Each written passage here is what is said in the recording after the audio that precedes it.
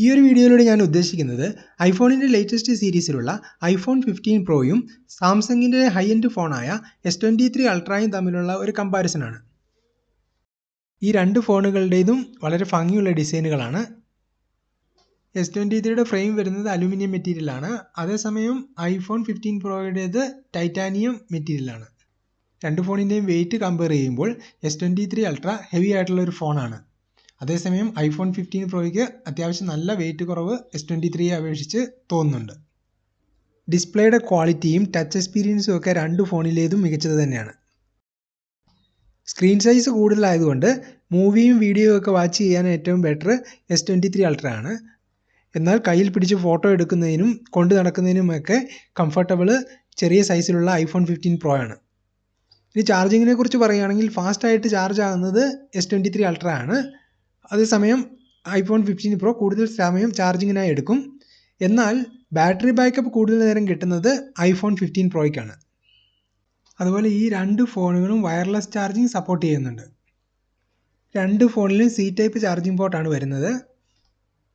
S23 അൾട്രയിലുള്ള ഒരു unique feature ഇതിൽ ഉൾപ്പെടുത്തിയിട്ടുള്ള S Pen ആണ്. പക്ഷേ ഇത് എത്ര പേര് ഉപയോഗപ്പെടുത്തുമെന്നുള്ള കാര്യത്തിൽ സംശയമുണ്ട്. S23 അൾട്രയുടെ മെയിൻ ക്യാമറ വരുന്നത് 200 മെഗാ പിക്സലാണ്. അതേസമയം ഐഫോൺ 15 പ്രോയിൽ 48 മെഗാ പിക്സൽ മെയിൻ ക്യാമറയാണ് വരുന്നത്. അൾട്രാ വൈഡ് ക്യാമറ രണ്ട് ഫോണിലും 12 മെഗാ പിക്സലാണ്. ഐഫോൺ 15 പ്രോയിൽ 12 mega pixel 3x telephoto camera വരുന്നുണ്ട്. അതേസമയം S23 അൾട്രയിൽ 10 മെഗാ പിക്സലിൻ്റെ 3x 10x എന്നിങ്ങനെ രണ്ട് ടെലിഫോട്ടോ ക്യാമറകൾ വരുന്നുണ്ട്. IPhone 15 പ്രോയിൽ photo എടുക്കുവാനായി 0.5x 1x 2x 3x എന്നിങ്ങനെ 4 ഒപ്റ്റിക്കൽ സൂം ഓപ്ഷനുകളുണ്ട്. പ്രത്യേക ക്യാമറ ഇല്ലാതെ സെൻസർ ക്രോപ്പിംഗ് വഴിയാണ് 2x ഓപ്ഷൻ ഉൾപ്പെടുത്തിയിരിക്കുന്നത്. ഇതുകൂടാതെ 15x വരെ ഡിജിറ്റൽ സൂം ഓപ്ഷനും ഈ ഫോണിൽ ലഭ്യമാണ്. S23 അൾട്രയിൽ 0.6x 1x 3x 10x എന്നിങ്ങനെയുള്ള ഒപ്റ്റിക്കൽ സൂം ഓപ്ഷനുകളാണുള്ളത്. കൂടാതെ 100x വരെ ഡിജിറ്റൽ സൂമും S23 അൾട്രയിലുണ്ട്. പക്ഷേ ഒരു 45x വരെയൊക്കെ ക്വാളിറ്റിയുള്ള ഒരു ഫോട്ടോ കിട്ടത്തുള്ളൂ. ഇനി നമുക്ക് ഈ രണ്ട് ഫോണുകളിലും എടുത്ത സൂം ഫോട്ടോകളുടെ ക്വാളിറ്റി ഒന്ന് ചെക്ക് ചെയ്യാം.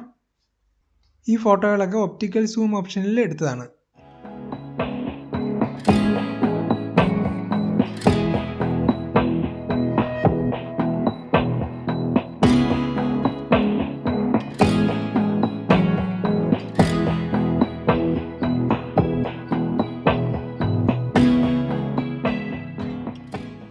ഐഫോൺ 15 പ്രോയിൽ 3x വരെ ഒപ്റ്റിക്കൽ സൂം ഉള്ളു.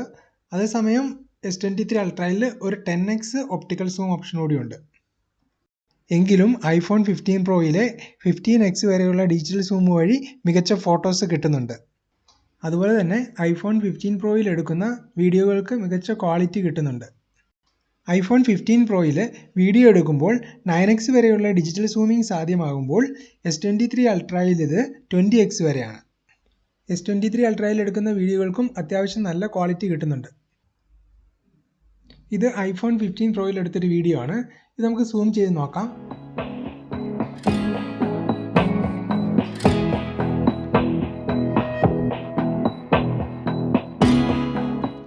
ഇത് S23 അൾട്രയിൽ എടുത്ത വീഡിയോ ആണ്.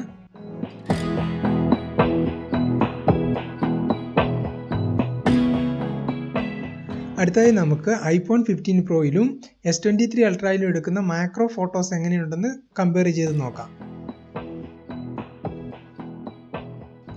മാക്രോ ഫോട്ടോസ് കമ്പയർ ചെയ്യുമ്പോൾ മികച്ചു നിൽക്കുന്നത് ഐഫോൺ 15 പ്രോ ആണ്. കൂടാതെ ഐഫോൺ 15 പ്രോയിൽ കുറച്ചുകൂടി ക്ലോസപ്പ് ആയിട്ടുള്ള മാക്രോ ഫോട്ടോസ് എടുക്കുവാൻ സാധിക്കുന്നുണ്ട്.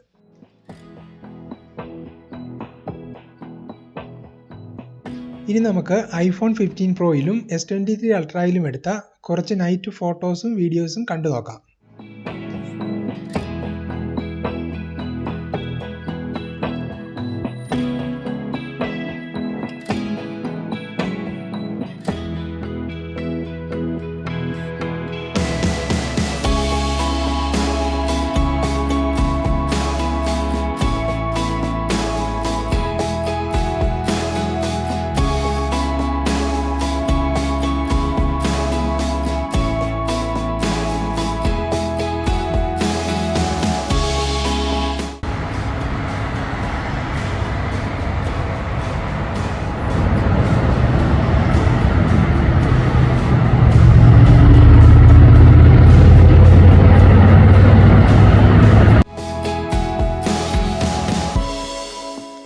ഐഫോണിൻ്റെ ലേറ്റസ്റ്റ് ഫോണുകളിൽ ഫോട്ടോ കട്ടൗട്ട് ഓപ്ഷൻ ലഭ്യമാണ്. ഇതുപോലെ പ്രസ് ചെയ്ത് ഹോൾഡ് ചെയ്ത് സേവ് ചെയ്യാനും ഷെയർ ചെയ്യാനും ഒക്കെ സാധിക്കും.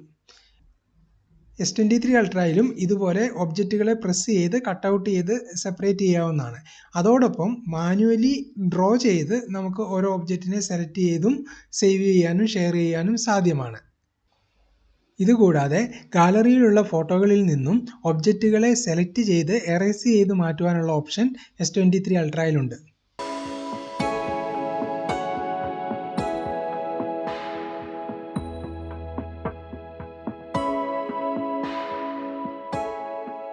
S23 അൾട്രയിൽ S Pen യൂസ് ചെയ്ത് ഒബ്ജക്റ്റ് സെലക്ഷന് നമുക്ക് കൂടുതൽ കൃത്യത വരുത്താവുന്നതാണ്.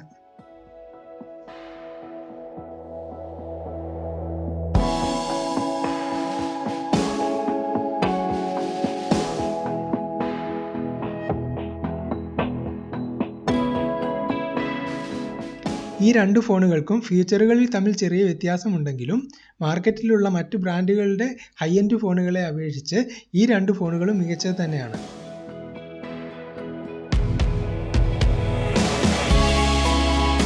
ഈ വീഡിയോ ഇഷ്ടമായെങ്കിൽ ലൈക്ക് ചെയ്യുക. ഇതുപോലെയുള്ള കൂടുതൽ വീഡിയോകൾക്കായി ഈ ചാനൽ സബ്സ്ക്രൈബ് ചെയ്യുക.